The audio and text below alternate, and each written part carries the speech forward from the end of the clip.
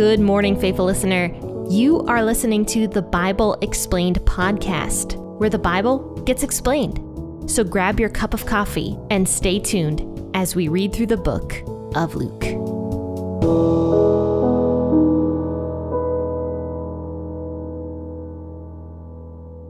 Hello and good morning, friends and faithful listeners, and thanks for tuning in to the Bible Explained podcast on this lovely Tuesday morning. And hope you are enjoying a nice cup of coffee or a nice cup of tea as you sit down to read the scriptures with me. That was a poem I just wrote for you guys. Unintentionally. So let's read Luke 21, 1 through 4 today. I'll be reading out of the WEB version as always. Feel free to grab the version that you prefer to read out of or just listen along if you are driving to work. And let's read Luke 21, 1 through 4. We're going to be talking about the widow's mite today and also about cheerful giving. So stay tuned. He, or Jesus, looked up and saw the rich people who were putting their gifts into the treasury. He saw a certain poor widow casting in 2 small brass coins. He said, "Truly I tell you, this poor widow put in more than all of them, for all these put in gifts for God from their abundance, but she from her poverty put in all that she had to live on." So yeah, that's just an itty bitty little couple of verses that I read for you guys, but so much content actually. Much more content than you would originally think just looking at all this. And we can talk about a lot, actually, which is what we're going to do. So, verse 1, Jesus is still in the temples talking. If you've been tuning into my last episodes, this is basically a continuation on everything Jesus has been doing in the temples.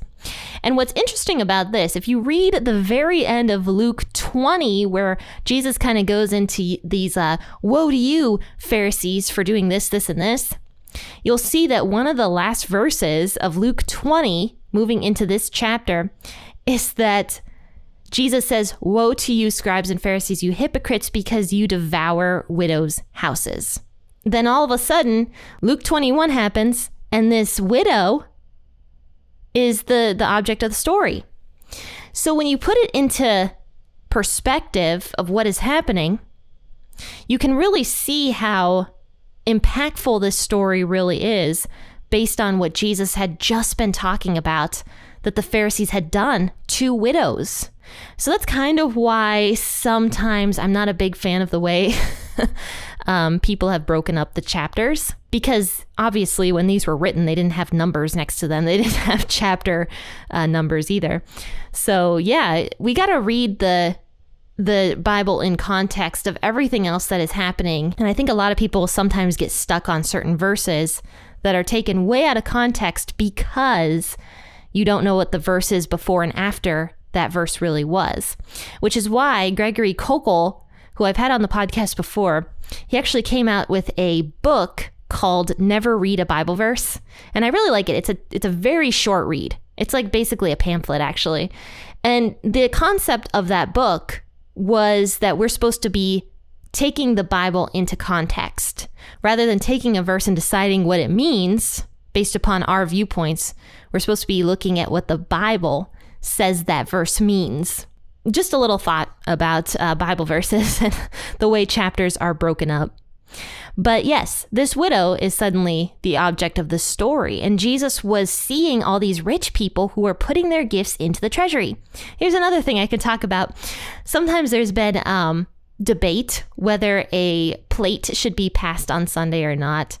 I've had a handful of people say that they specifically do not go to churches that pass a plate for offering because it can be like a prideful thing. And yes, it definitely can be, and I can see that perspective very well, actually. And for many years as a teenager, my family did go to a church that did not pass a plate. Rather, they had like an offering box in the back of the church where you could drop your offerings into. So there's arguments for both, but one of the arguments for me against the the offering box is that you forget to put your money in there. Which is what I would do. Like, obviously I was a teenager back then, so I didn't give as much. But when I did have some money that I was designating in my heart to give to the church, because I did have a job. I had a job for most of my life, actually. I've worked many different jobs. And one of my first jobs I got while I was still in high school. I think I was a junior. And I was a dishwasher. And one of the things I decided I was going to do was to tithe a portion of that money each week. But I would forget because the offering box was in the back of the church and I'd pass by it and I'd forget that it was there. And then I'd be like, oh crap, I still have this money. And then being the teenager that I was, I'd end up spending the money rather than putting it into the offering box. So there's arguments for both, I suppose. But really, I think what it boils down to is both of them are fine because it really depends on the person's heart that is actually giving the money. Yeah, it can be a very prideful thing when the plate is passed and you put your money in and you put a large sum of money. That can be a very prideful thing. Like, look how much money I put in this plate that's getting passed around to all these people to look at. That could be a prideful thing. I don't know of anybody that's ever done that before. I'm sure it's happened. But yeah, I mean, that could be a prideful thing. But here in verse 1 of Luke 21, Jesus was seeing the rich people who are putting their gifts into the treasury. The treasury was a stationary area that was not getting passed around. People would line up back in Jesus's day to put their money into the treasury. So really, no matter what, whether or not there's an offering plate being passed or not, it depends on where the person's heart is, because anything can become a prideful event. Anybody who's giving money could make that prideful and showy and be like, look at, all these people around me. Look at how much I'm giving into this offering box here in the back of the church, or look how much I'm putting into the plate. So it really doesn't matter, in my opinion, whether a church passes a plate or not. It just depends on the heart, whether or not it's a prideful thing. So Jesus is seeing all these rich people who are putting their gifts into the treasury. And there's a ton of them. It sounds like there was a lot of rich people putting their money in. Then all of a sudden, in this line of all these rich people, there's a certain poor widow casting in 2 small brass coins. So these are called mites. And you might recognize that word. A mite is a very small thing. That's kind of what the English word for it is. It's a mite small. But yeah, a mite is something very small. And according to my footnotes here in the WEB, it's about 1% of a day's wages for an agricultural laborer. Whatever these 2 small coins were. So that's not a lot of money. Maybe it could buy a couple loaves of bread or something like that. A bit of food for the night. That sounds like about it that all these coins could afford. But yet this woman casts in 2 of these coins. And that's very important to recognize that she cast in 2 of them. Because she could have saved one and bought herself a meal for that night, a small meal, and survived. But instead she chose to put 2 coins in the box. Literally everything she had to live on went into that treasury. And of course, Jesus recognizes this and he says, look at this woman. Truly, I tell you, this poor widow put in more than all of them. Not in quantity, of course, because she only gave a very small amount, quantity-wise. But she gave in her poverty. She gave all that she had. Those 2 coins was everything she had to live on, yet she gave it all. For all these other people put in gifts for God from their abundance, but she, out of her poverty, put in all that she had to live on. And Jesus notices this, obviously, because, this is so out of the ordinary. What person gives every bit of money that they have to the church to trust in God? That's very rare. That does not often happen. So as I'm reading this and researching this to present this to you guys, I ended up on the Dave Ramsey page. And Dave Ramsey, he's all about money. And so I ended up researching tithing. And so here's what it says about tithing. And I'm going to actually link this article in the bio of this podcast episode, which I often do sometimes. if I find an interesting resource on something that I'm talking about, just to let you guys know. So check the bios, because sometimes I forget to mention that I'm linking the articles in the bio of the episode or the description of the episode. So here's what Dave Ramsey has to say, or rather RamseySolutions.com has to say. What's the difference between tithes and offerings? Just like llamas and alpacas, tithes and offerings are grouped together a lot, but they're definitely not the same thing. A tithe is a specific amount, 10% of your income, that you give first, and an offering is anything extra that you give beyond that. So this woman gave both a tithe and an offering because it doesn't sound like she was getting much of an income at all. So she gave her tithe, which possibly would have been a percentage of those small coins, but she gave an offering also because she put in all the money that she had. So that's a special thing about this woman. Not only did she tithe, she gave an offering. So moving forward in the Dave Ramsey thing, it says, why should I tithe? And this is the last thing I'm going to talk about here in this article, and then I'll link the rest if you want to read it. It says, the Bible tells us that tithing is a way to show that we trust God with our lives and our finances. Tithing isn't for God's benefit. He doesn't need our money. Instead, tithing is meant for our benefit because sacrificing a portion of our income reminds us to rely on God to meet our needs. Plus, it makes us more aware of the needs of others too. In fact, supporting the needs of pastors and the work of the local church is one of the main purposes of tithing. Tithing helps your local church actively be the church by helping others. And then it also says, giving encourages a grateful and generous spirit and can help steer us away from being greedy or loving money too much. You see, guys, that is the main reason really for tithes, is to help finance other people. It's not really for God. Yes, God loves a cheerful heart. He loves a cheerful giver. But in actuality, it is to support other people, to help others, to help the church be the church. Giving helps minister to others, and it keeps us from being greedy also. That is the point of tithing.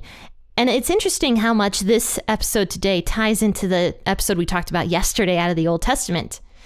The Israelites were supposed to give a portion of their land to the Levite clan to help them live in it.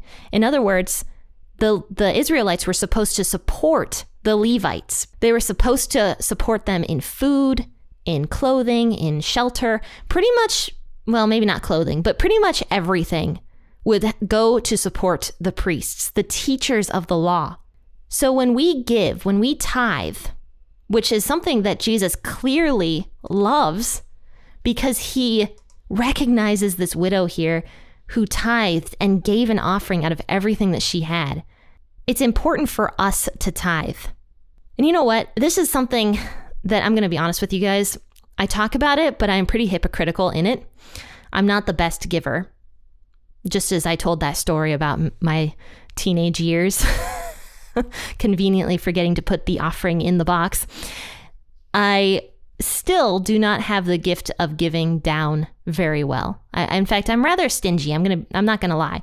I was raised very poor, actually, and my family did not have much growing up. And so I was taught to save. I was taught to make money and save it. Now, don't get me wrong. My parents did tithe, and they did teach me to tithe, but I never maintained the habit, and I never got very good at it. Because to me, saving money was more important than giving it away. And even now, my husband's had to correct me on many things. And my husband's a giver, actually. He's much better at it than I am. And one of his love languages is actually getting gifts for other people. That's how he expresses his love, which is cute. But it's actually not my love language, shockingly enough. And my husband and I laugh about this. It's me getting gifts from other people is not really a love language of mine. But my point is, I'm sorry, I rabbit trailed there. But my point is, my husband's had to talk with me often about even P40 Ministries. I'm really bad at doing, giveaways and stuff. And also I'm bad at tithing from my ministry also. I've barely done it. So today when I read this, I was actually very convicted. Yeah, I mean, I read this and I'm just like, wow, I have a hard time tithing out of my abundance. right? Because I have been blessed. Like I don't make a lot of money, but I am definitely very blessed. Like God has given me so much more than I deserve. But out of my abundance, I have a hard time tithing or giving offerings from that. But then Jesus looks at this widow and talks about her so lovingly, this woman who gave everything that she had out of her poverty. So this is something that's almost a wake-up call to Christians everywhere. I was actually continuing to read on this Dave Ramsey website that 75 to 95% of Christians who go to church do not tithe. And yet Jesus and Yahweh in the Old Testament make it so abundantly apparent that tithing is not only necessary, it's an act of faith. And we are supposed to be taking care of our pastors. We are supposed to be taking care of widows and children that don't have fathers. And we are supposed to be taking care of our leaders, the churches, various ministries, because they are the ones that go out and help other people with the finances that they have been given. And most churches are a nonprofit, by the way. So they don't get money. So it is important for us to minister to those churches from our abundance, from the blessings that God has given us, so that those churches and ministries can continue to support themselves and support other people. So my call to action for all you guys is consider giving a gift this week. Consider tithing this week or giving an offering, because we have been abundantly blessed. And giving offerings is one way we can express our gratitude to God through the blessings we have been given. Well, friends and faithful listeners, thanks for tuning into this episode. I'm going to drop a link to that Dave Ramsey website in the bio of this podcast episode. And I'm also putting a link to my new devotional, the Adore devotional, the Teen Girl's Guide to Advent, in the bio of this podcast episode. So you can navigate over there and take a look at it. And of course, if you choose to purchase one of those books, that will help the Bible Explained podcast to continue to operate and to run. But friends and faithful listeners, I do appreciate all of you guys that have tuned in today. I hope that you were convicted. And if you were, share it on your social media platforms. Tell people that the Bible Explained podcast exists. Word of mouth is a great way to continue to help the podcast to grow. But friends, guess what? We are moving into season 5 next week on the podcast. Season 5. And I do have to make a little disclaimer here. I'm not going to change the music. I have been doing that for the change of each season. I found new music. However, new music is very expensive and I have to purchase licenses and stuff in order to run it and to use it, I mean. And those licenses expire, and then there's a whole thing with copyright, and I just don't feel like dealing with that anymore. So the one that I have currently playing right now is actually one that I wrote myself, including the saxophone. So yes, I hope you just enjoy that one, because that's the one I made, and that's the one I'm going to stick with until I feel like possibly recording another one. So that's the little disclaimer I'm going to give you guys about the music of this podcast. But hopefully you just enjoy the music I have and can deal with it. But friends and faithful listeners, I will see you bright and early tomorrow morning for an episode out of Numbers. Until then, happy listening and God bless.